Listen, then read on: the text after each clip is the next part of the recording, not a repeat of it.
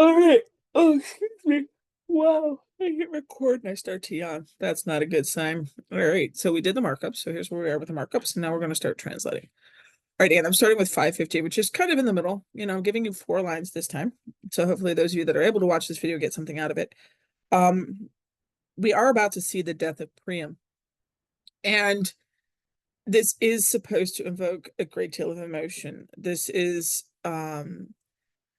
when the screen starts to darken and the heavy music starts to play and all the color gets washed out and all of the, typical like Hollywood events would happen to signal that a bad thing is going to happen. And for them, we could talk about it later. It'd be interesting too to scan these and see the dactyls and the spondees. Spondees tend to denote heavier, weightier things. I haven't scanned these lines, but that's something to think about even when you're discussing these. How does Virgil use the meter to impact the pathos of a passage? Well, spondees create a sense of dread.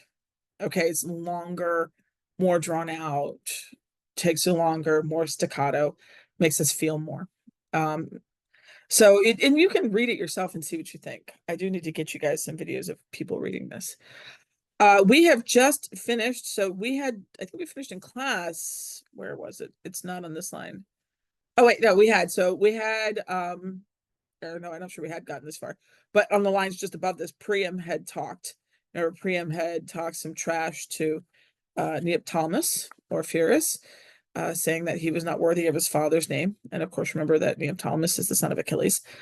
And Neoptolemus is now going to respond. Well, he does respond. The Nunc More is actually the end of Neoptolemus' speech, and I'm going to save that for you guys. It's quite exciting. And when he's done with his speech, he's going to do a couple of things, and that's where we are right now. And as I said in the previous one, how do you know that he's done with his speech? Well, editor's marks are helpful. That's why we have this little comma and this little period here. That tells us there's a break.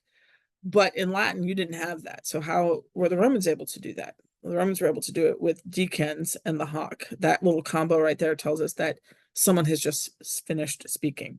I don't know if you guys recognize decans as a present participle from the verb dico, and it means speaking. Okay, speaking or saying hoc these things. Okay, now we jump into the altera ad ipsa and the trementum. Okay, it does help us to know that in this decan speaking such things that are subject of the next couple of verbs, because look at all these third singular verbs. The subject of the next several verbs is going to be Neoptolemus. It's the guy who just finished talking. So he finishes talking and then he does a bunch of things. What's he going to do? Well, let's see what he does first. Speaking this, he tracks it. Traho, trahere, traxi, tractus. We get tractor, extract, extraction. So speaking these things, he dragged trementum, the trembling one. Now, who's the trembling one here? Who is the person that was yelling at him? That's how we know. Who is the most recent subject to be like yelled at? Well, that's Priam. So when we talk about this, understand that the direct object of all of these, well, not of all of these, but of this verb, or the direct object modifying this one is going to be Priam. Okay, so speaking these things, he drags trementum, the trembling one, ad ipsa altaria. We saw altaria before, if you remember that. It's altars. So he dragged the trembling one to the altars themselves. This is a big deal. Remember how much of an impact or how important the family shrine was to Romans and to Greeks. He's not just going to kill Priam, he's going to slaughter him and that family altar. This is sacrilegious, even for the Greeks, even for this for certainly for the Trojans, certainly for the Greeks. This was very rude's not the right word here. We'll come up with a better word. You guys can help me out with that, okay? Sacrilegious. Okay, it was nephos, it was evil, all of those things.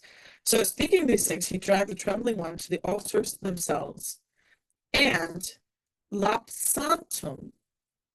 This is like piling on. Not only is he dragging him to the altar, he's lapsantum. This comes from the deponent verb labor, and it's a good verb to know because we've seen this several times, and it means to slip. I know that labor looks like labor, meaning work. It's not work.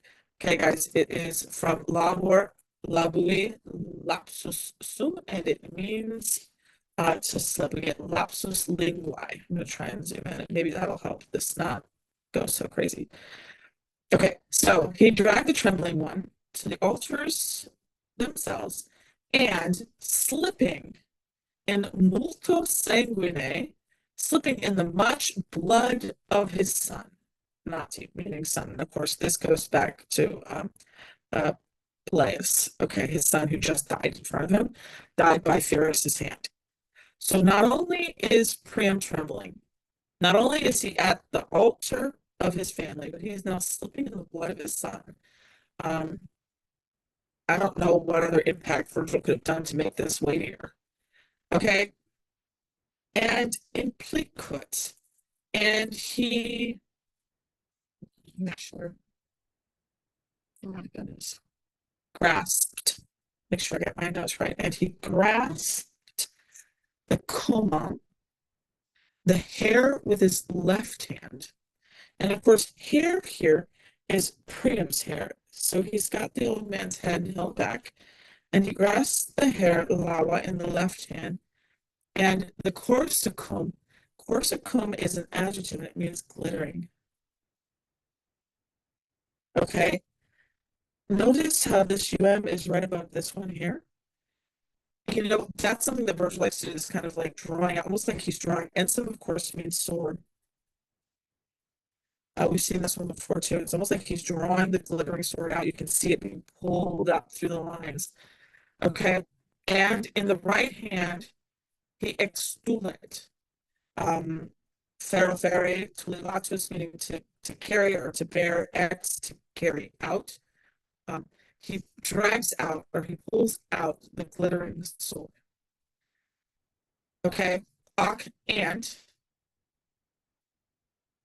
Abdidit, he buries, and he buried, I should say, he buried the sword to the hilt, capula to the hilt, lateri in the side. Okay. Tenuous here means as far as possible.